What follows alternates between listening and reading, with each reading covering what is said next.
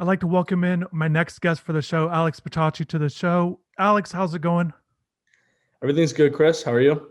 Good. So there's a lot to talk about with what's going on with the Miami Hurricanes baseball team. Real quick, 19th in the country right now.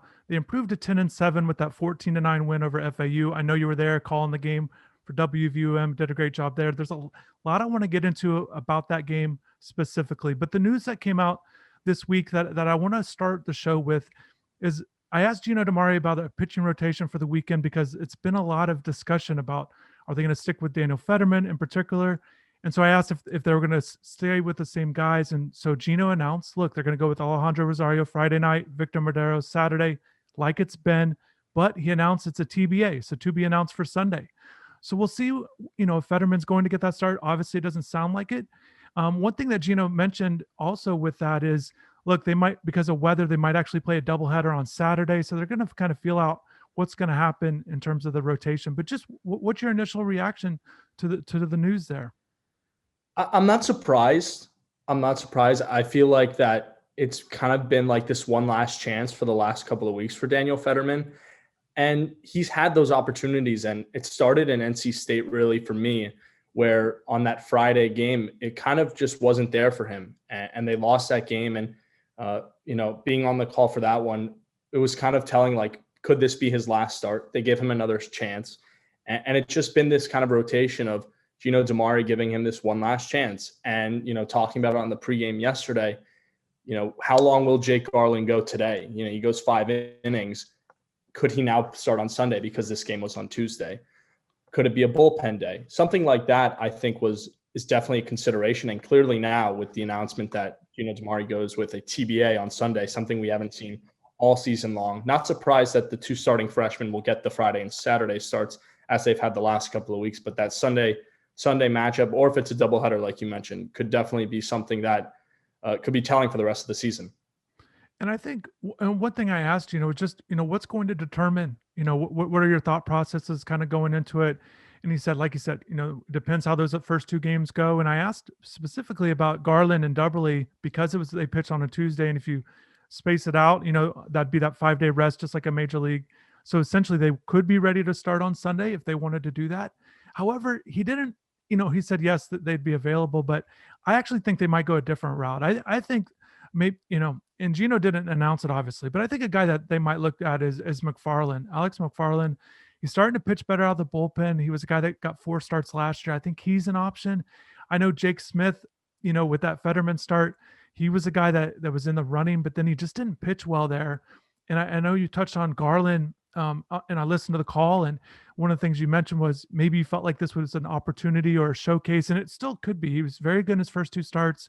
He was good early in the game, and then that gets out of hand. Then all of a sudden it gets choppy for him. 8 runs, 6 earned in 5 innings. So Garland could still be a guy they look at, but I think maybe McFarland might be a guy that they're looking at. Just kind of, do you have an opinion on maybe which route they might go there? I could see McFarland definitely. As you mentioned, he had the 4 starts, so it's definitely a possibility where Gino DiMaria could go there. It just feels like to me that Jake Garland had that chance last night, and he was dominant in that first inning. And ever since Miami went up 11 runs, 13-2, he kind of struggled, and he kind of just laid off and just relaxed, and gave up 8 runs. 6 of them were earned, but just kind of struggled the entire time. And I thought that was a big opportunity for him, especially on that Tuesday game. And I don't know if he's going to get it now. Jordan Dubberly pitched really, really well in his 4 innings of work, got the save. And for him, it's just a matter of, can he get the start? I don't think so. And I think that Alex McFarland definitely has, maybe the upper hand of getting that start on Sunday. And certainly, regardless of who starts, it might be a short, see how it goes, few innings, and see how it goes, kind of a start. And also with Dubberly, he's continuing to pitch well. And I asked about him and some of the things that Dubberly's doing. And he's coming off that surgery, his velocity's starting to pick up where they like it, feel like the command is there. And he compared him a little bit to Brian Van Bell, but he also, hesitated a little bit, like, he doesn't have that changeup the way Van Bell does, but he's a 3-pitch guy, sits the velocity similar to Van Bell, but a guy that needs to pitch to command, throw strikes kind of thing there. So, and certainly a lot to get to. I'm very curious to see how Rosario bounces back from last game. He's a guy I've been high on, and I think he's got that mental fortitude to bounce back. So that'll be good to see. And there were some things with Medeiros that I'm curious to see moving forward. But Alex, let's talk about this team meeting. So it comes out, after the game, Miami, has that big win against FAU. It comes out afterwards that they had this pregame meeting in Coral Gables before they took the trip up to Boca. And Gino called the meeting. Players and coaches talked. And I know in sports, we always try to find a turning point in a season. And especially after losing, they had this big meeting. It's what changed everything. But we'll see. It might be because guys stepped up and talked. Gino, pitching coach JD Arteaga talked. Alex Terrell, I was told, he said he was, I guess, the first player that spoke, kind of broke the ice there. Gabe Rivera, Fetterman spoke. And I think the fact that Terrell talked, I think that's really telling for this team because regardless if he's swinging or not, I think he's one of these leaders. Like the guys really rally around him, and he just has that persona, just that leadership qualities. I think it was good that he stepped up and talked, and that's not easy to do for guys that are struggling personally to speak about team struggles, if that makes sense. Like if you're really struggling, sometimes it's hard to have that voice, but he did, and he came out and had a huge game.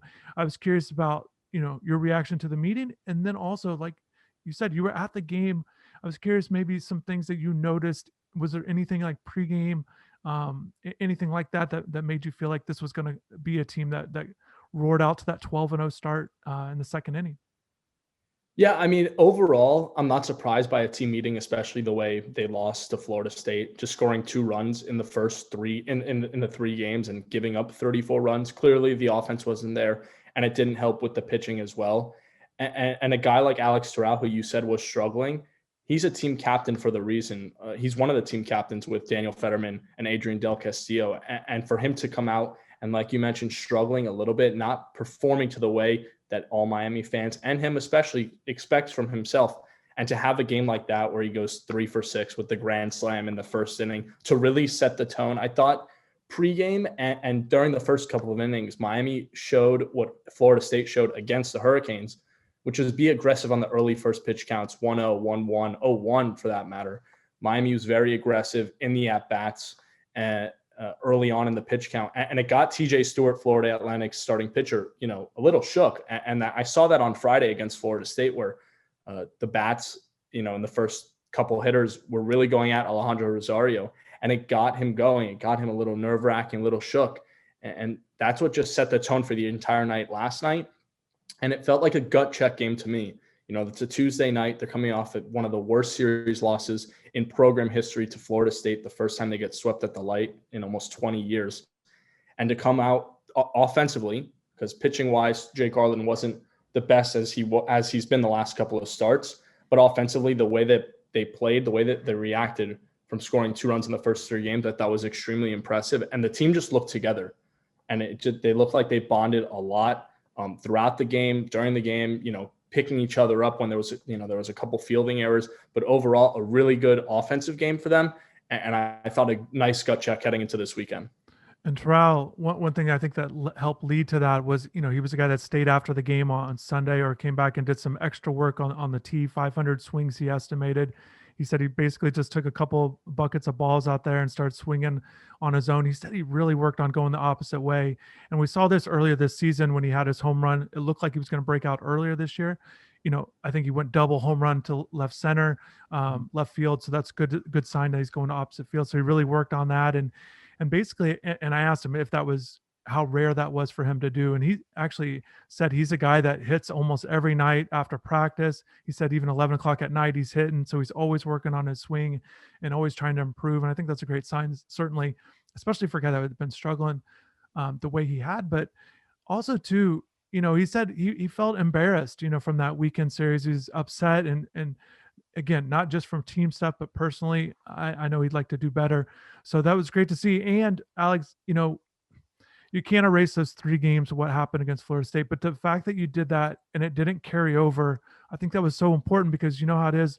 All of a sudden, you have a series like that and it can really cost you. And Gino did mention that he's a little concerned that he doesn't want that to happen, but he felt like they were going to bounce back. So, and also, I think this is a key stretch for Miami right now. Look, you got the game against FAU. You got 9 games here that I feel are very pivotal. Virginia and Duke series. Virginia and Duke haven't been great. I think you got to do well, very well in those. You got to definitely take 2 or 3. I think you got to look for some sweeps. Then you get FIU as well in that stretch. So I think this is a pivotal 9 game stretch for Miami. Moving on to some other hitters real quick. Raymond Gill and Gabe Rivera. There are two guys that I feel like should have gotten more opportunities this year. Frankly, I like their bats. I know their defense isn't as great as you want it to be, but I just thought they bring things to the table. And the strikeouts are tough. And I asked Gabe what it's been like not playing as much as he used to, but he took advantage of his opportunity. And regardless of who you think should or shouldn't be in there, when you get that opportunity, even if it's only 1 game, you've got to take advantage of it. And I think that's something Gino has shown. If you take advantage of your opportunity, he's going to get you in there. What kind of impact do you think with Gabe and Gil doing well and maybe change how that might help the lineup? I think for Raymond Gill, I could start there. I was surprised that he got the start at designated hitter last night. I wasn't expecting it at all. And maybe I thought it would be Alex Terrell and then getting CJ Kafis to start at first base just for defensive purposes. But seeing Raymond Gill in the starting lineup really told me a lot about Gino DiMare, that yes, Raymond Gill has struggled throughout this season and has kind of played himself out of the lineup, but he still has that trust in a veteran like Raymond Gill. And to get a couple hits last night was fantastic for him. Clearly, his confidence is there because you don't just go from not playing for basically the entire season following the first couple of series and getting 2 hits. So for him to be in that middle of the order towards that 6-7 spot, I thought was really nice for him. And for Gabe Rivera, he's really dominated the midweek series, or midweek games against Florida Gulf Coast. Had that grand slam last night, had a couple hits, including a solo shot. He's really played well. He's definitely played himself into the lineup in that outfield position, kind of in right field, especially with Christian Del Castillo moving towards center field. But those 2 guys, I think, could definitely have an impact, not just for the next 9 games, like you mentioned, but for the rest of the season. These are veteran guys that, have stepped up in big moments. Raymond Gill had a walk-off home run last season, before the shortened season. He's been in big moments. Gabe Rivera as well. He has been really excellent in the mid leagues, like I mentioned. And these are guys that Gino DiMare is going to have to trust, especially later on in the season. But this 9-game stretch, definitely crucial. I would say just got to win at least 6 to 7 games, in this 9-game stretch against weaker opponents in the ACC and out of conference. Yeah, there's no doubt about that. And veterans, certainly the talk so far with how things have gone recently. The guys that were mentioned, Terrell stepping up, Gill and Rivera. But there's 2 freshmen. I'm curious. I'm curious of your take on these guys. Dominic Patelli settling in there at shortstop. They really like his defense. He's not hitting, not getting on base. Seems a little bit overwhelmed at times with the high strikeouts, which I'm a little concerned with. Yohani Morales right now is a 1-for-17 slump in his last 4 games. I asked Gino about that, what he's seeing from Yohani, and obviously he's a guy that they absolutely love it and like his upside. And you should. He said basically he's a guy that can swing. He's a long, tall guy that can really get pitches outside the plate. Basically, he can get to a lot of pitches, and that's a good and bad thing. And he's kind of chasing a little bit. And one thing that is really working with him is going the opposite field, get back to doing that because he's really, just really pulling the ball quite a bit and he's chopping a lot of balls there to the third base quite a bit. So I'd like to see him step up a little, but just those 2 guys in particular. And then also maybe with Morales, he's really, he's been in that 3 hole. Do you still like him in that 3 spot? And then what's your take on Patelli? Yeah, I think for Morales, I think he just stays at that 3 spot. Gino seemed like he's really trusted him even during this 1-for-17 slump, but he's still a playmaker on both, offensively and defensively. Just because he's 1-for-17, I don't think you take a freshman out from a slump like that. I think that's just my opinion. But for Morales, he's just got to stay steady and do what he's been doing in the first couple of series, especially against Florida, where he really showed out in that first series and the series win against the former number 1 team in the country. So maybe staying with him, maybe moving him from 3 to 4, moving Del Castillo up to that 3 spot, Adrian, that is. And for Dominic, I think the defense has just been key for him. If his defense wasn't as good as it's been, and especially last night against Florida Atlantic, he made a couple great defensive plays. But if the defense wasn't there, he certainly wouldn't be in this lineup. But defensively, he is super important for this team. The fielding errors have definitely gotten down. The fielding percentage has gone up for the Hurricanes. And Dominic Patelli is one of the reasons why, in that infield, it's been really rock solid for the last couple of weeks. They did have a couple fielding errors last night, I should say, but they were kind of tough plays. that led to those errors. But Dominic Patelli, he has struggled. Had a couple strikeouts last night, and for him, it's just got to, I guess, defensively just be there. The defense will always be there. Offensively, can he improve a little bit? Going 0 for 4 last night was definitely tough, but this weekend should be a big weekend for him, especially the way he played against NC State. And two, with Patelli, it kind of has the pressure off of him a little bit if Rivera, Gil, whoever it might be, is in there, and essentially if you have 8 other hitters, and then you have that one defensive guy who's taking up that 9th spot, you don't need a lot of production from him. I just wonder, it kind of adds up, or it was earlier in the year when you have those bottom 3 guys all really struggling. So we'll see, and certainly I think Gino would like to keep him in there, certainly. So a lot of talk on Rosario, and obviously deservedly so. I think he's great. I think he's going to bounce back. He's going to be fine. I want to talk about Victor Medeiros. So sometimes a little overlooked just because of the success that Rosario's had, and Medeiros just hasn't had that absolute dominant performance yet. And I think he's got one in him, or multiple ones in him. I think we'll see. I've talked about this quite a bit.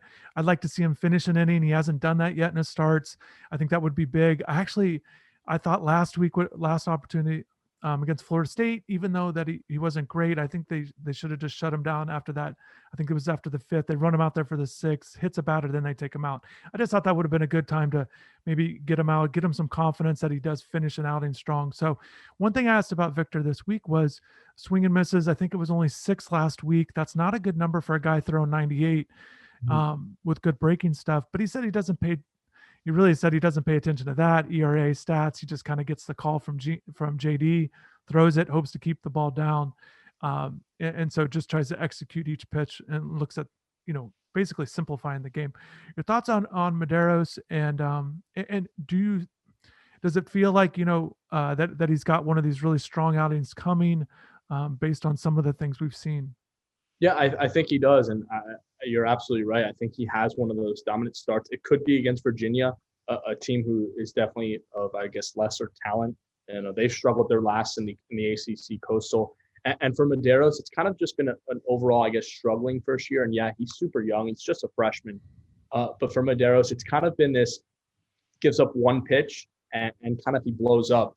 We saw it against NC State, gave up one pitch, a couple runs in that inning. He gets pulled for the rest of the game. You mentioned against Florida State, goes 5 strong, was struggling, but they bring him back in the 6th, hits a guy, and he's done. I think you're absolutely right. If he can just finish innings and they can keep him finishing innings, he's going to have these dominant performances. It's not a matter of, is it going to happen? It's going to be when, because he is a guy with a lot of talent. You mentioned he throws 98, and he doesn't care about the ERA, the wins and losses for his personal stats, but he's got to just settle in and just be relaxed. The fielding has been better for the Hurricanes, so just letting the guys in the infield and outfield play for him is definitely important. And for Medeiros, just got to miss those one little pitches. If he can stop that, he's going to have a lot more dominant starts for Miami this weekend. So we've certainly talked about a lot of different guys already pitching, with the rotation change, or potential change, likely change, however you want to word it, the hitters. And just a reminder to people, that Virginia series, so that's going 4-1-1 on the time. So early starts on Friday and Saturday scheduled.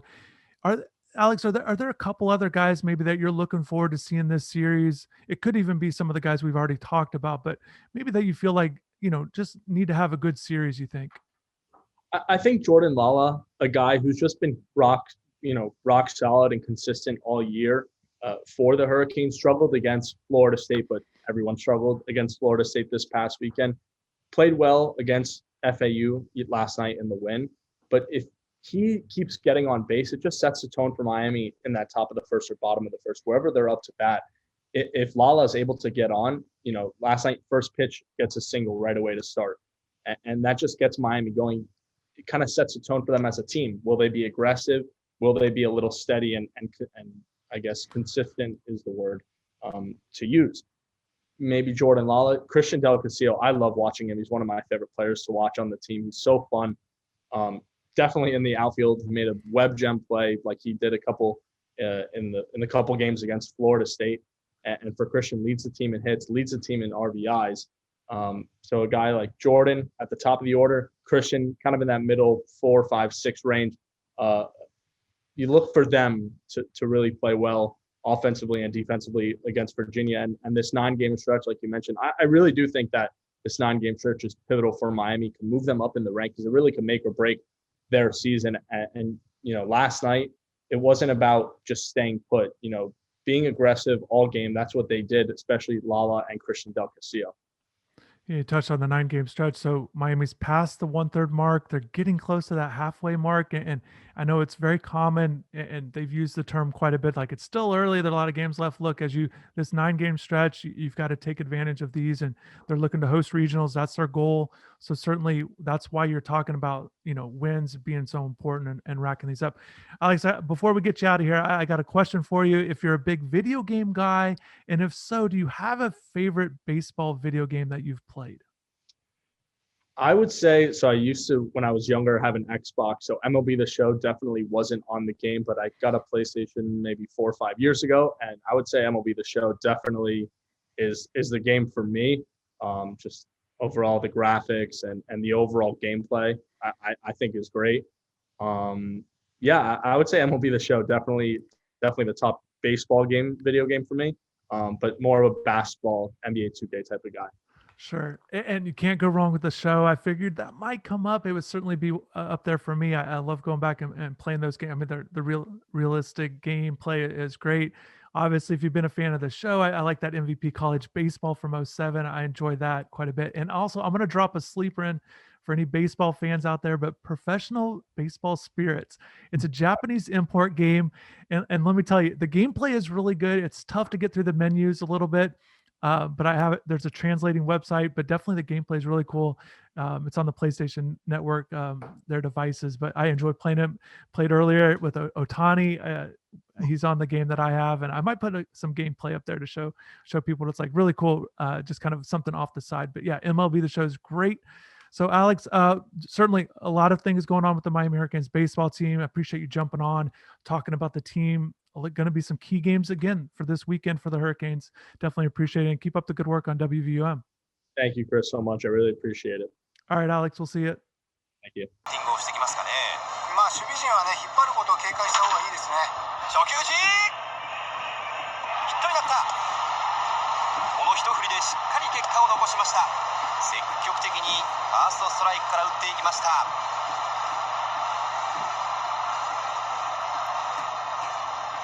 ランナーが変わります。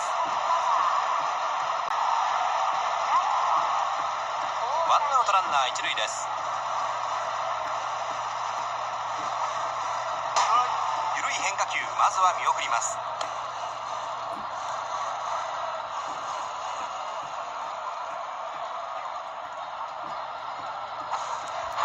変化球にバットが空を切ります。ここはあっという間に追い込んでいます。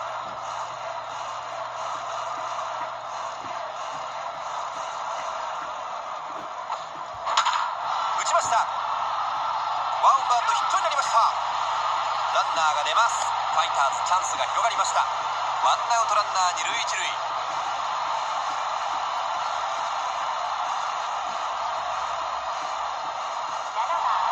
打席には7番バッター。ヒットでランナー二塁一塁。打ちました。痛烈。この打球は大きいぞ。センター下がっていく。下がっていく。センターオーバー。これで3連打。ランナーがたまりました。打席には1番バッター中島。得点圏にランナーを置いていますファイターズです。初球から打っていきます。弾き返した打球は右中間へ。ライナーになった。ヒットになった。サードランナーホームイン。ファイターズ勝ち越し。2対1になりました。